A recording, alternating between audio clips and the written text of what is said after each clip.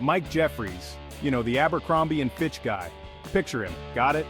Yeah, that's the one. He's the man who took a dusty old brand and turned it into the uniform of choice for every high school jock and cheerleader, or at least that's what he used to think. He was like the cool kid whisperer, but instead of secrets, he sold overpriced t-shirts and cologne that smelled vaguely of teenage angst and privilege. Jefferies joined Abercrombie back in the dinosaur age, 1992. Back then, the brand was all about grandpa fishing vests and sensible khakis. Jefferies took one look and said, "Nope, we're selling sex appeal now." Well, not literally sex appeal because that would be illegal. And wrong. He decided to market an image, a very specific, very image. Think buff dudes with washboard abs and perfect teeth draped in clothes that screamed, "I'm too cool for this sale rack." It worked. Oh boy, did it work. Abercrombie became the hottest brand on the block, raking in cash faster than a teenager could spend their allowance. Jefferies was obsessed with this image of cool. He wanted everyone to know that his clothes were only for the young, the beautiful, and the. He even said so in interviews, which, in retrospect, maybe wasn't the best PR move.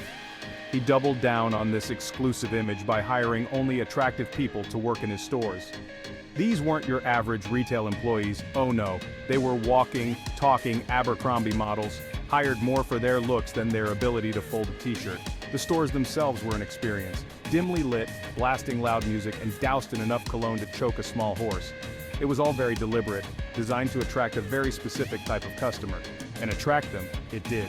Teenagers were practically throwing money at Abercrombie, desperate to be a part of this exclusive club. But as they say, all good things must come to an end. Or, in Abercrombie's case, all things. Jefferies' laser focus on a very specific, and some might say, demographic, eventually backfired.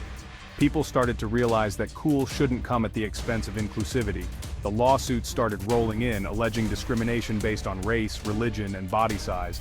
Turns out not everyone fits into a size 00, and the world is a lot more diverse than an Abercrombie catalog.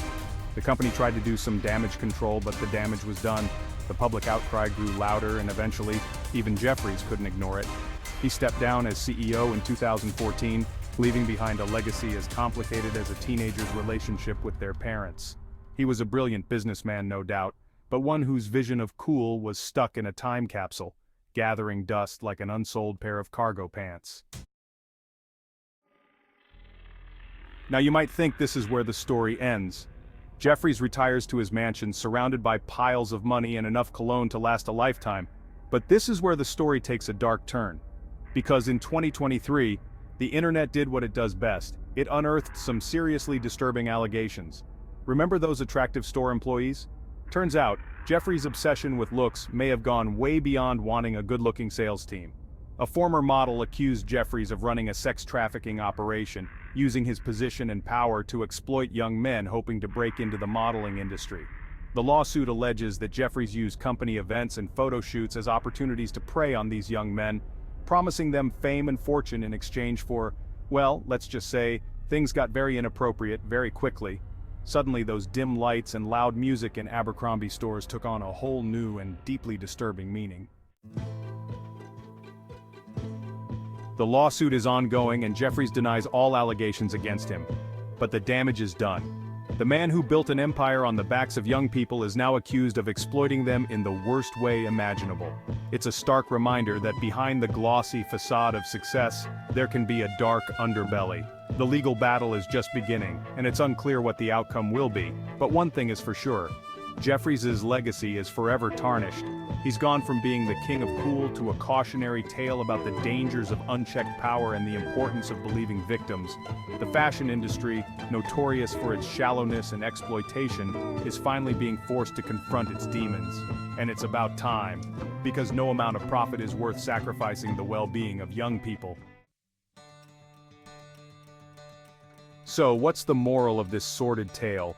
Well, for starters, maybe don't get your fashion advice from a guy who hasn't updated his wardrobe since 1999. But more importantly, it's a reminder that we need to look beyond the surface, to question the systems that allow these kinds of abuses to happen. Jefferies' story is a cautionary tale, but it's also a call to action. We need to hold those in power accountable, to create a world where cool isn't synonymous with exclusivity, and where everyone, regardless of their looks, is treated with dignity and respect. Because in the end, true cool comes from kindness, empathy, and using your platform to lift others up, not tear them down. And that's a message worth selling.